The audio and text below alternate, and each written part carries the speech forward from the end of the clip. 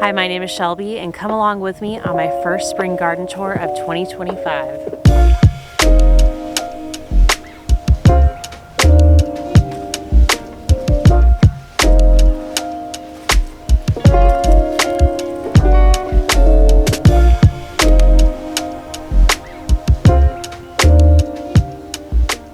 Good afternoon, friends. I thought there was a bunny attacking all of my little greens, and look, it's my chickens. It's yet to be determined if that is a problem or not.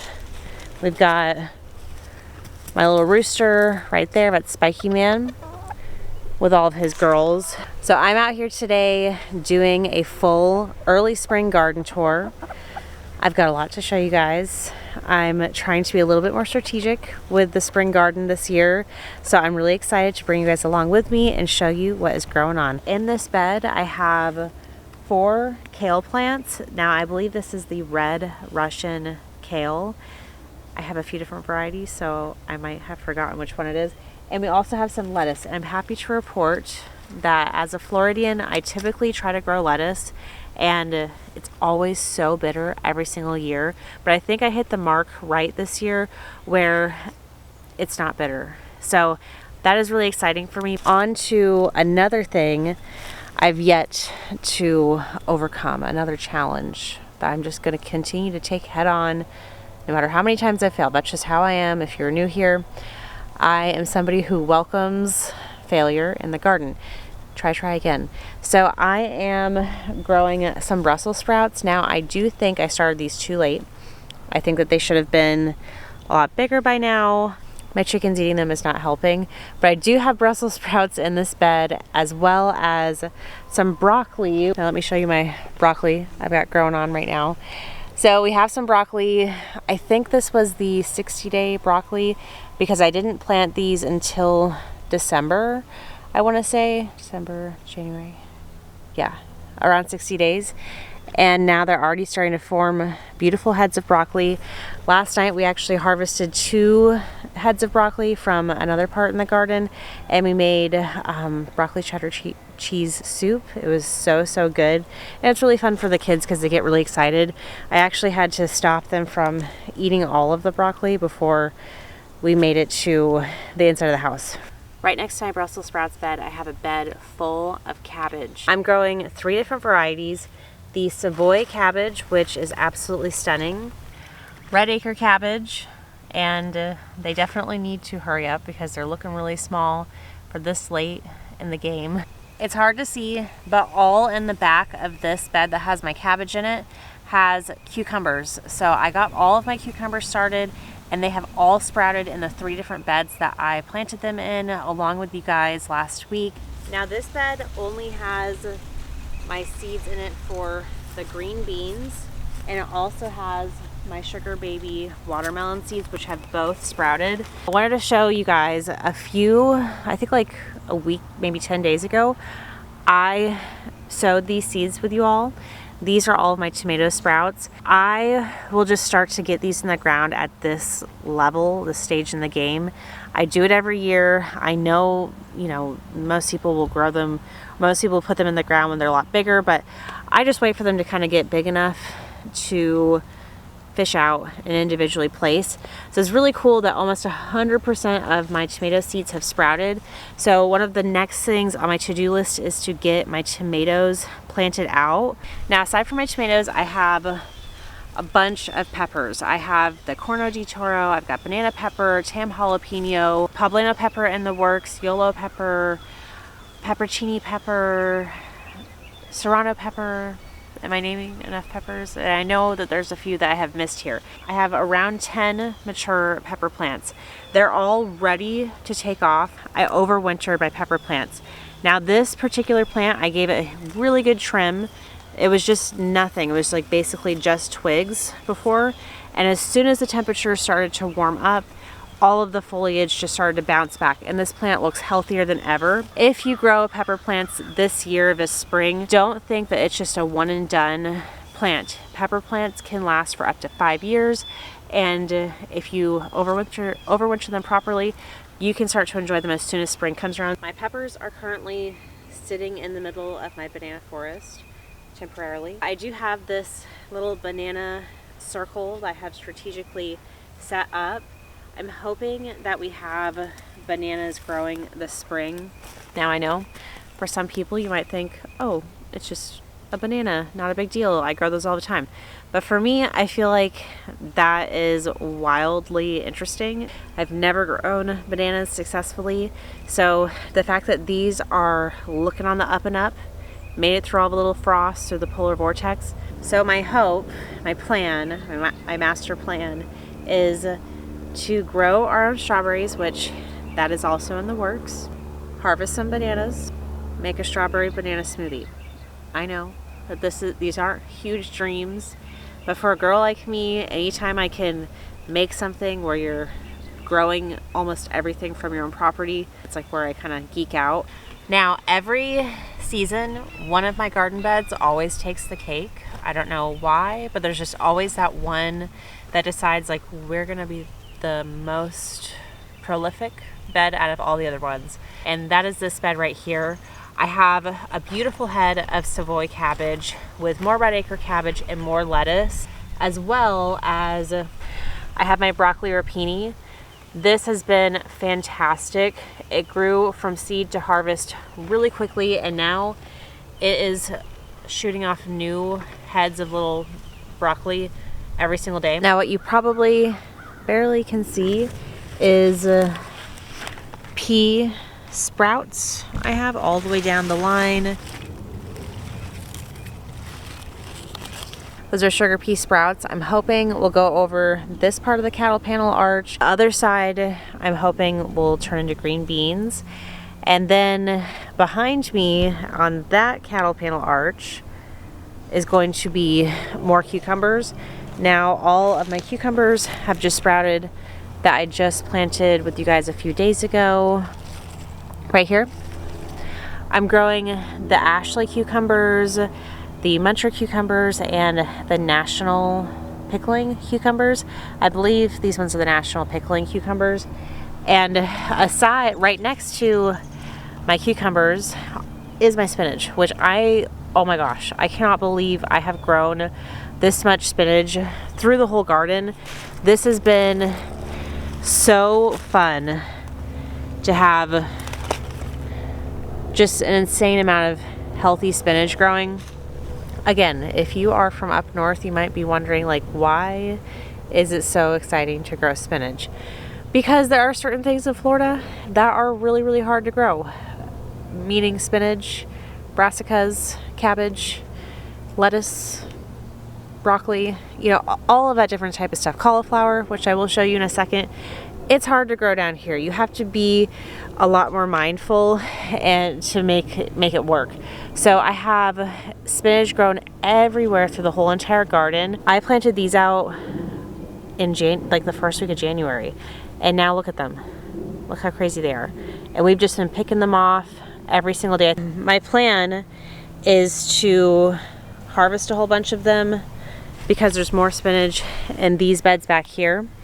Harvest them and freeze spinach so we can have them year round, which is why I grew so much. And of course we've been eating them non-stop. We've been eating the spinach plants. So it is just super cool to have a bed full of things that are typically a lot harder to grow here in Florida.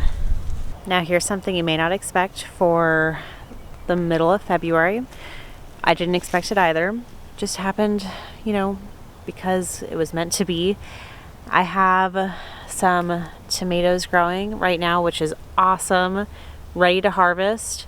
These were a volunteer, which means we had a few warm days around December and a few tomato plants sprouted up from that. I just picked up the tomato plant from my big tomato garden, and I just plopped it right here in my cattle panel arch. And right next to this plant, we have a sugar pie pumpkin plant that's growing, which is so beautiful.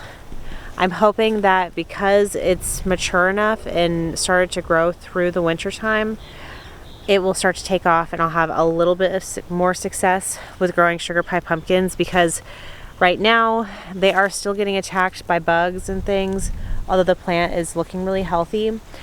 The actual fruits, let me pick one off. the actual fruits are not looking good. So I've got to do something to protect them because I'm pretty sure they're getting invaded by those little beetles on the inside. If you guys have any suggestions, I just bought like some little baggies to try to cover the fruits. Definitely let me know. Now right next to those tomato plants, I have 2 more of those metal beds. I believe these are 3 by 6 feet wide. So you can grow a ton of stuff. In the very back of all of these beds, I'm going to be growing my cucumbers. As you saw over there, there's going to be cucumbers here. These little poles are my super cheap way of making a trellis. So I'm just going to staple chicken wire to these stakes. I bought these 3-foot stakes from Home Depot, and I'm just gonna make that my trellis, which I love doing stuff like that because it doesn't require any type of heavy machinery. So my next video, you should see those trellises assembled. I just haven't had time yet. Now I have this gorgeous Swiss chard growing. I love Swiss chard. I love ruby red Swiss chard even more. So we have the ruby red, 1 yellow Swiss chard, and a bunch of the white. I always buy a mix pack of seeds when it comes to Swiss chards, like the colorful mix, just because I feel like they all pretty much taste the same, and I like to see a colorful variety in the garden. That's what we have right here. I've never grown Swiss chard when it was that cold out. I just figured, hey, let's just give it a shot. So I started these again in November, early December time, and this is the product of that. So if you live in a hotter climate, just give it a shot. You know, these seasons are not so cut and dry when you live in Florida, I will say, or another climate similar like zone 9 or zone 10. There's not the same playbooks as it is for everybody up north, where it's a lot stricter of like last frost date and all those different types of things. We have different hurdles to follow. The reason I love growing Swiss chard is because it is like our version of spinach that likes the heat or tolerates the heat a lot more. So our spinach is going to definitely peter off within the next month or 2. I have more spinach here, and then right next to that I have dill, which, holy cow, was not expecting dill to just thrive right now. You really don't need that much dill, honestly. There's only so much you can do with it. But I do love growing it for the caterpillars. I forgot which caterpillars love dill, and I'm sure one of you friendly commenters will enlighten me. Let me know, please. But they come out every spring and they just annihilate all my dill, which is totally fine with me. So they will be happy to find refuge in my garden very soon. I have some kale right here and a stunning scarlet kale right here. This one is like a deep red kale. So this bed is pretty diverse, as well as all the cucumber sprouts that are going on back there. I don't know if you guys can see them. This bed has a lot going on. Next to that bed, I have my purple of Sicily cauliflower, which has just started to form little heads. I still can't get over how absolutely stunningly purple this cauliflower is. This one's starting to form a head too. Right here, more purple of Sicily, which is really good news for me because I need these brassicas out of here within the next few weeks so I can make room for more of the hot weather crops. Now, up north, you can still, I'm sure, grow different broccolis and cabbages and things like that in the spring garden. Where I am, I would definitely not advise wasting garden space growing the cooler weather crops. Although it says online you can grow everything in the spring, I personally would not waste my garden space on that. When the temperatures get to be over 80 degrees or even like over 75, 80 degrees, these crops are not thriving anymore. So if you do want to grow those cool winter or cool weather crops, definitely get them started no later than November, ideally September, October. My apologies, I jumped to those beds before I was finished with my tomato slash squash bed. There's a lot more going on in this bed than just that. So we have some broccoli. Now I just harvested the main heads of broccoli yesterday, and there's a bunch of like side shoots, so I'm just going to keep that in there for a little bit until I really get like a hankering for putting more of the hot weather crops in there. This broccoli is so sweet. There's nothing like homegrown broccoli. It is amazing. So I gotta not forget to grab my tomatoes and broccoli later. What is even cooler than that, for me at least, is growing all of these shallots. Now this is a full bed of shallots right here. I think they're the sprung shallots. Now I don't remember if these were long day or short day shallots, or if that's even a thing, but I was in the process of attempting to grow a year's worth of onions, and I figured, let's just do it. Let's just give it a shot. So I planted my shallots in the sunniest, happiest bed. Typically anything that comes in this bed is always thriving, and I said, let's just do it. They appear to be doing really well. I went to the grocery store yesterday and I looked at the price of shallots because I was like, oh, maybe I'll just like add some to the soup that we're making, make it really nice and fancy, because shallots have like a really amazing flavor. Nice red wine, or nice white winey flavor. I think it was like $3.99 for 2 shallots, which is wild. So I never buy shallots because that's just a little bit out of my price point for, you know, what you're paying for. So I hope I get a ton of them right here. So I really kind of stacked this bed interestingly with the shallots, the broccoli, tomato, and the squash. Right here, it appears that there's nothing going on, because there really kind of is nothing going on. However, what you probably can't see is some teeny tiny little loofah sprouts. So this double cattle panel arch, which is going to be my cattle panel tunnel, is going to be hopefully covered with loofahs in the next few weeks. So I wanted this arch to be like densely covered and a great place just to kind of relax under. And loofahs responded so well to my climate last year that I figured this would be the best place to plant my loofahs. So that's where those are going to go. Right next to my loofahs is my big bed. Now this bed always gives me so much grief every single year. It is just so susceptible to grass, which is, I don't understand why, because I do no-dig gardening everywhere else, and I don't have a really big problem with grass. So this weekend I figured we're gonna just try to smother it as much as possible, all the grass that keeps growing over here, and smother all of the grass around it so there's not creeping grass. And my husband so lovingly probably did like 30 wheelbarrowfuls or more of mulch on top of my grass issues. First there was cardboard, then there's mulch. Now my plan here is to plant corn, just a whole bunch of corn, densely. I feel like this is a perfect spot because it gets like 10 hours of sun in the summertime or in the springtime. I can more efficiently cover the corn if needed, if there's a pest issue, which I'm counting on there being pest issues. So this is going to be where I put all of my corn. I haven't grown it successfully other than like literally growing one ear of corn at a time. So fingers crossed I do well. And if you guys have any suggestions, definitely drop them in the comments below on how to grow corn. I also want to mention I'm not just planning on planting the corn in mulch. I'm also going to do compost on top of that. We were beat. It was a whole lot of work with managing 2 really little kids, putting mulch all over the place. One garden project at a time as we approach the spring. Now these banana trees, the actual, like the mother trees, did not fare very well through the frost, although they are trying to make a comeback. The pups have survived, which is really cool. So this is my second banana tree area.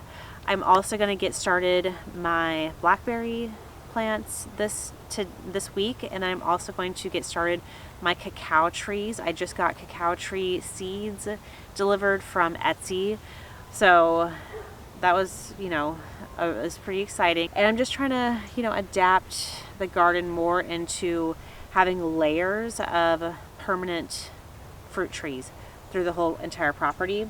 Now behind my banana tree, my second banana tree area, is my tomato patch. So the thing about this tomato patch and all of my other no-dig gardens, and pretty much how most of all of my gardens got started, is I utilize a service called Chip Drop.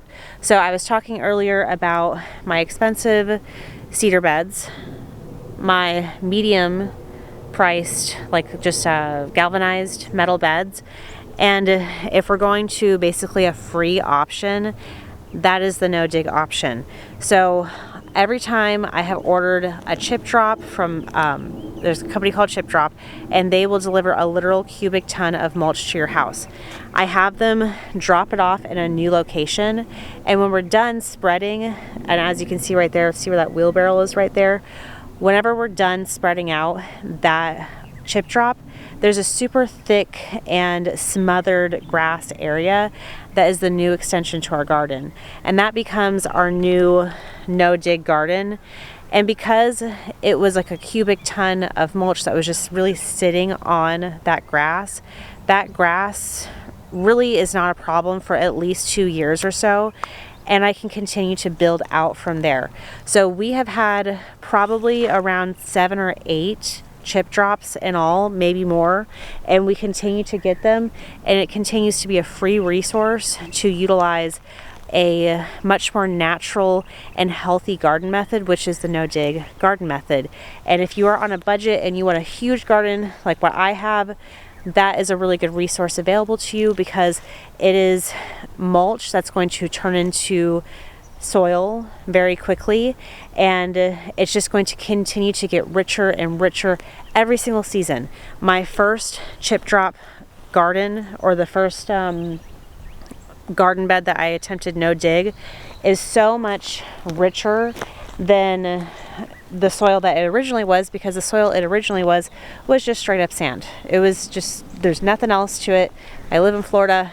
The natural soil here is sand, and now it's just like black, healthy gold soil all through here. Right here I have my onions. I have the Texas grano, and I think the violet something from M.I. Gardner or Baker Creek. I think those are from Baker Creek, because it was really hard to find short day varieties. I feel like there's a lot more long day variety options.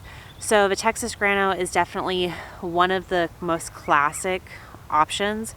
So I have a few Texas granos here, and everything else was the violet something. I'll put it on the screen, because those just had excellent germination, and they're growing really well. I started these in I planted them out the very first week of December.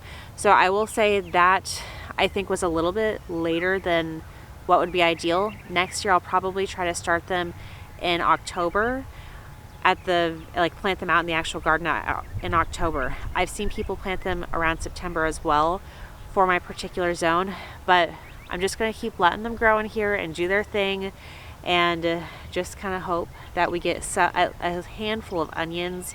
My goal was a year, but we'll see. Now the plant here, and I'm sure you guys can see behind me, is strawberries. So originally I was attempting to grow 100 strawberry plants, and I think it probably amounted to just 75 strawberry plants back there.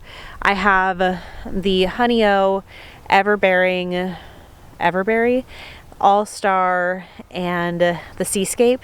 I attempted to grow Sweet Charlie, and none of them grew. That was a big lemon. The ones that have done the best so far are the Honey-O. The Honey-Os are just doing absolutely fantastic. I think I ordered these and started them in January, like the first week of January, and now it's mid-February, if that gives you any indication. We have little flowers everywhere, so my goal is to get these in the ground soon. I've already gotten a good amount of them in the ground right there. I have 2 more rows designated for vegetable crops right next to the strawberry, so it's 3 strawberry rows and then 2 just miscellaneous rows.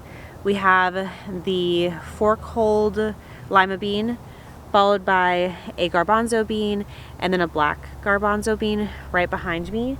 And then I have cantaloupe, as well as gray zucchini, and I think that might be it. And then next to that is my sunflower wall. So every spring I try to do a sunflower wall. It really helps with that creeping grass, and it really helps with the soil, and just makes everything so delightful, and it's the easiest thing ever. So that's what's going on in my newest addition to my no-dig garden. It feels like a storm is brewing right now. I could feel the cooler temperatures because one of the days next week is forecasted to be, it was 35, now it's up to 39 degrees as a low, which making me a little bit nervous because we have so many little sprouts. As you can see, I've got to get all those covered at some point, so I'm not, you know, behind as far as my early spring garden approach. Thank you guys so much for hanging out with me today and watching all the way through. Definitely click subscribe if you want to see more, and until next time, bye.